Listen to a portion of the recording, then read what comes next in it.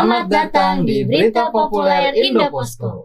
Viewers bisa lihat dan baca semua berita ter-up-to-date hanya di website Indoposko. Bersama saya Bu Haji, buka aja Indoposko. Dan saya Pak Haji, pantau aja Indoposko. Kali ini kita ditemani oleh redaktur pelaksana Indoposko, yaitu Bung Alan. Halo viewers. Ya, selamat datang Bung Alan. Selamat Terima datang, kasih Bu Mas.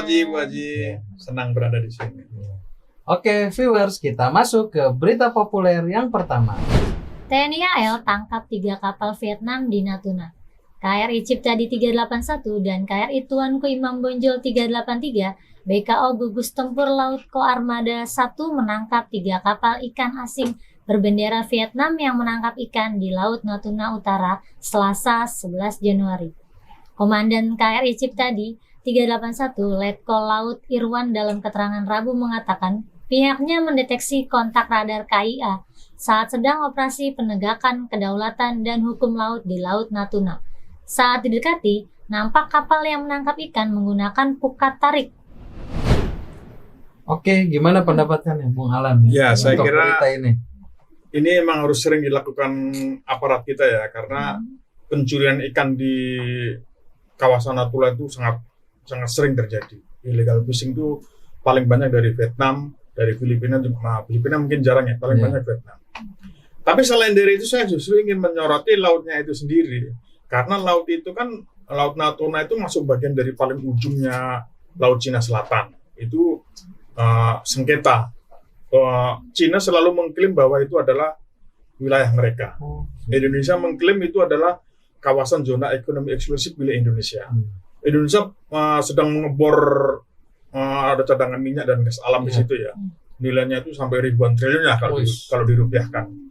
Nah itu Cina pernah protes, nggak boleh ngebor di situ karena itu punya Indonesia. Tapi Indonesia tetap jalan terus.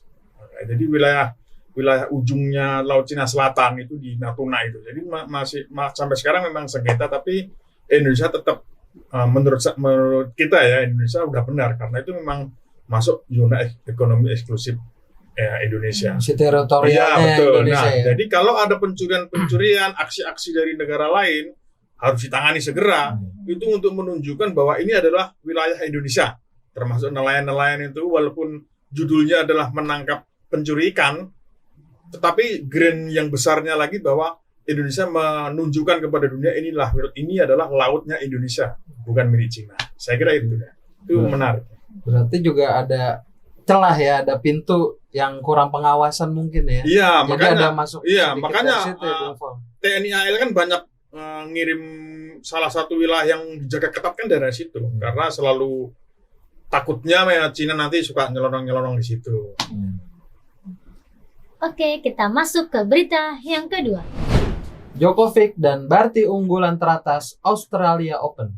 Petenis Australia Ashley Barty dan petenis Serbia Novak Djokovic menjadi unggulan teratas untuk Australia Open. Barty 25 tahun telah menjadi peringkat nomor 1 WTA akhir tahun lalu. 3 tahun berturut-turut tetapi tidak pernah memenangi Grand Slam di Melbourne untuk musim 2022 akan digelar pada Senin mendatang. Prestasi terbaik juara 2 kali Grand Slam itu di Australia Open ketika mencapai semifinal pada tahun 2020. Nah, gimana nih Bung Alan mengenai berita olahraga yang satu? Ya ini emang si Ashley Barty ini emang dia penasaran. Dia penasaran ingin sekali juara di Australia Open. Dia sampai meng-cancel, dia nggak mau ikut turnamen di Sydney Classic. Karena dia nggak mau capek, karena target dia adalah di Australia Open ini. Dia juara 1 dunia oke, tapi dia nggak pernah menang di situ. Mentok-mentoknya semifinal. Jadi mungkin ini usahanya yang paling kenceng ya, supaya dia inginlah ada Grand Slam, satu-satunya Grand Slam yang belum pernah diraih. Nah kalau untuk Djokovic sendiri sebenarnya yang membuat orang bertanya adalah justru vaksin. Karena dia petenis yang menolak untuk divaksin. Dia pernah ngomong begitu, dia menolak untuk divaksin sampai orang akhirnya berspekulasi, berarti dia nggak ikut di Australia Open. Ternyata dia ikut. Mungkin dia udah ikut vaksin. Info terakhirnya berarti ikut nih, Bung Alan nih. Iya, katanya di panitia WTA di Australian Open mengkonfirmasi dia ikut.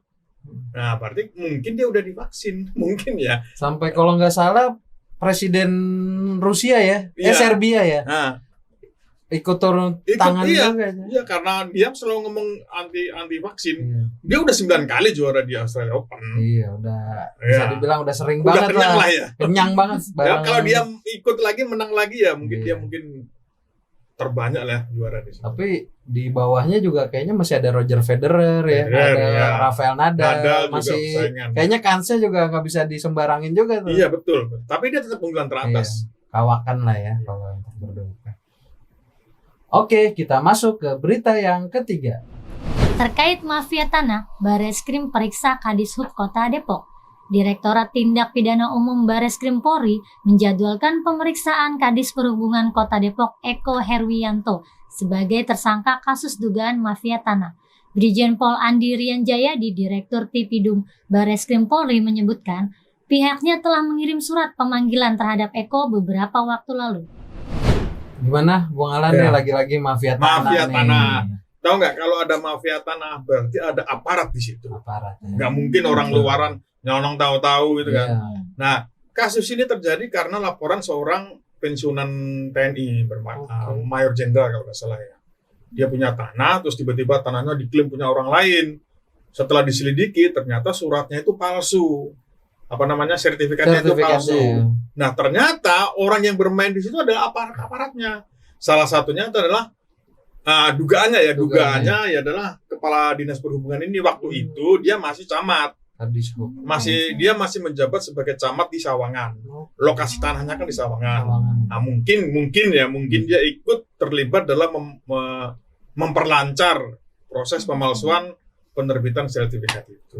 Mungkin ya, kita tunggu aja pemeriksaan dari polisi gimana hasilnya. Memang ini hal yang paling sulit juga, kadang Iya. terstruktur banget ya, Bung Alan ya. Betul. Aparatnya di situ ada, Iya. kadang juga PPAT-nya Iya. juga bermasalah Ya, di semua situ. sama kayak kasusnya Nikita Mirza siapa? Nirina Zubir. Nirina Zubir Iya. sama kayak begitu kan, Iya, sama. Coba bayangin, seorang jenderal bisa ditipu, Iya. apalagi orang biasa. Betul. Makanya ini emang harus Kementerian ATR BPN sepertinya emang harus serius mengendalikan proses usaha-usaha penipuan sertifikat ini. Oke, kita masuk ke berita yang keempat. Varian Omikron di Indonesia bertambah lagi. Total 506 kasus. Kementerian Kesehatan atau Kemenkes terus mencatat penambahan konfirmasi Omikron di Indonesia. Terbaru hingga Senin terjadi penambahan 92 kasus konfirmasi, sehingga total sebanyak 506 kasus.